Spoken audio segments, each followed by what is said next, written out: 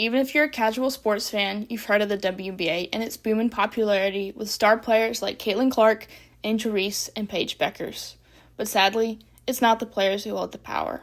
Instead, the power lies in the hands of the governing bodies, which in this case is the Commissioner Cathy Engelbert and the NBA. So this film would not only dive into gender inequalities, but it would also show that a league and organization that was created to empower women is still being held back by the same power imbalances and hierarchies that have held back women for centuries. So why would this topic make a good film? Well, again, with the growth of the WNBA comes more eyes on the players. And in today's world, that has led to a bunch of criticism because of all the headlines and storylines around the players' dispute with the current collective bargaining agreement. The world deserves to know the facts behind these headlines, and as previously mentioned, highlighting the power imbalances and exploitation and corruption that's woven into the league's foundation is essential. This would provide the audience with a deeper understanding of how this affects each and every athlete, as well as every person in the front office on a personal level, and how these issues ultimately reflect the societal issues we see every day, like gender inequality and exploitation and corruption for profit or one's own gain. So, some key themes that would be addressed in this film. First, gender inequality. This film would highlight the persistent disparities between male and female athletes, again, between the NBA and WNBA in this case, including media rights deals, salaries, player treatment and accommodations, sponsorships, and working conditions. It would show how female athletes, despite continuously breaking records and growing the WNBA, continue to face systemic barriers that limit their opportunities and reputation. Another key theme is exploitation and corruption, highlighting the corruption and exploitation that arise when organizations prioritize winning and revenue over ethical practices ultimately highlights the systemic failures of the league and the governing powers, again, Engelbert and the NBA. For example, you see Engelbert treating players like commodities instead of people. Instead, she prioritizes the success and efficiency of the league, both on and off the court. Coming from a financial background, this makes sense for her, and whether her practices produce results or not, she's letting ethical practices and player safety take a backseat to revenue, which is not a sign of an effective leader and not what the league needs. So, starting out with some background to this, you have to start at the very beginning. That is, why the WNBA was created. WNBA was created in 1997, and it wasn't just to provide opportunities for female athletes, but it was created by David Stern, who was the current NBA commissioner, as a means of generating profit, which ultimately influenced the early decisions of the league, including the reckless structure of the front office and its marketing campaigns. For instance, WNBA players were often sexualized in early 2000s in photo shoots and marketing advertisements through their clothing and poses, as league officials thought that this would attract more attention. And yes, the sad reality is sex sells. But then again, you'd never see Michael Jordan or LeBron James wearing certain clothing and doing certain poses to market themselves. Instead, the NBA would show their game highlights, something that should have been considered when advertising the WNBA, because the game matters, not the body.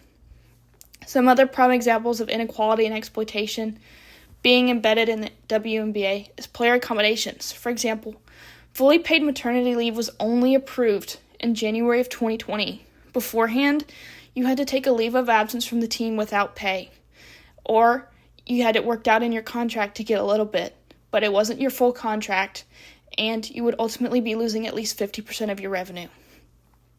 Additionally, on August 7th, 2022, commercial flights were still mandated at this point, and the Los Angeles Sparks had just played a game, and they won, luckily, but they had to sleep in the airport after just playing that game, after their flight was repeatedly delayed and ultimately canceled.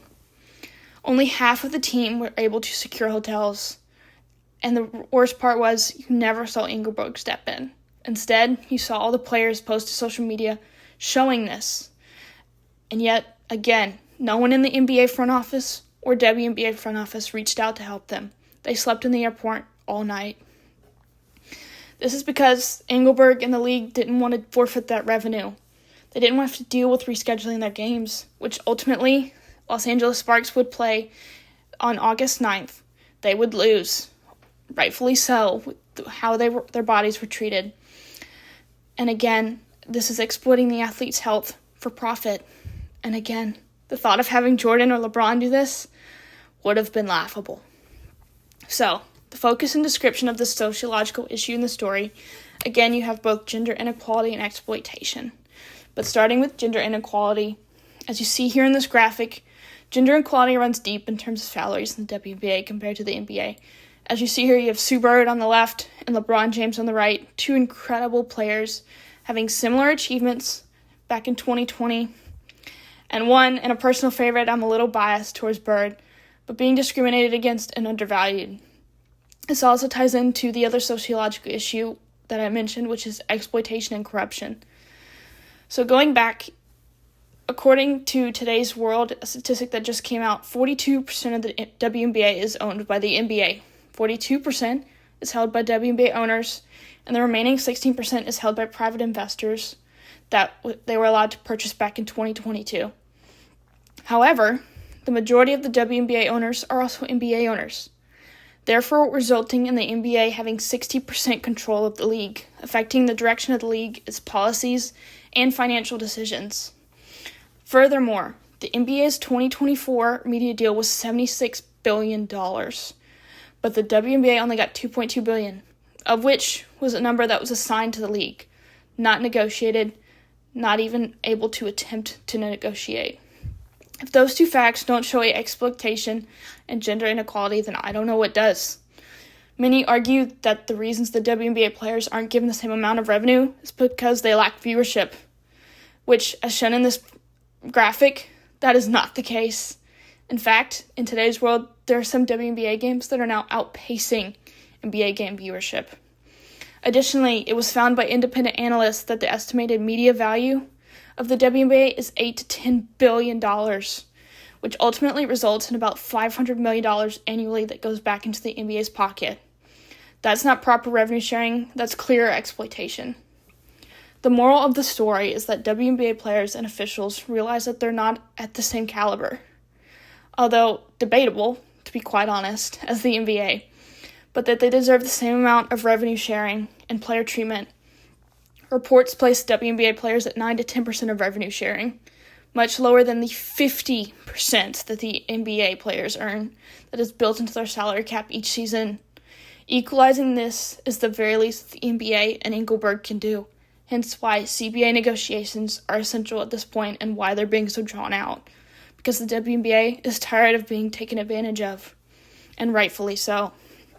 So, who would be interviewed for this documentary? First off, I would have to interview veteran players like Sue Bird and Diana Taurasi, not only because of their well-known popularity if you're a fan of the league, but because they've lived through every stage of its evolution. With each player playing over 20 years in the league, they can provide fantastic insights on how the WNBA as a league has changed and how the power dynamics have shifted, but ultimately continued to reinforce inequalities. Additionally, interviewing current players such as Breanna Stewart, A'ja Wilson, Napheesa Collier, Paige Bueckers, and current front office employees such as GMs and head coaches would be essential, as they have all been very outspoken about the pay and player treatment disparities, which would go to show the audience real-life examples of how star players and individuals deal with the impact of these inequalities. This would further employ ethos with the audience, therefore drawing them more into the story and into the overall discussion. Although while it might be controversial, I would also want to interview Cathy Engelberg, so again that the film shows both sides of the story. I would want to ask her to shed light on how she tackles pushing for equality while operating in a male-dominated industry, as I recognize that's not the easiest thing. But at the same time, how she can ignore the concerns that are being raised by the players. All in all, this isn't a story just about the disparities between the WNBA and NBA, but one that highlights the structures of power that continue to shape and limit women's roles in professional sports. The game is supposed to belong to everyone equally, so it's our job as sports professionals and as future sport professionals to highlight the disparities to make sure that it happens for future generations. Thank you.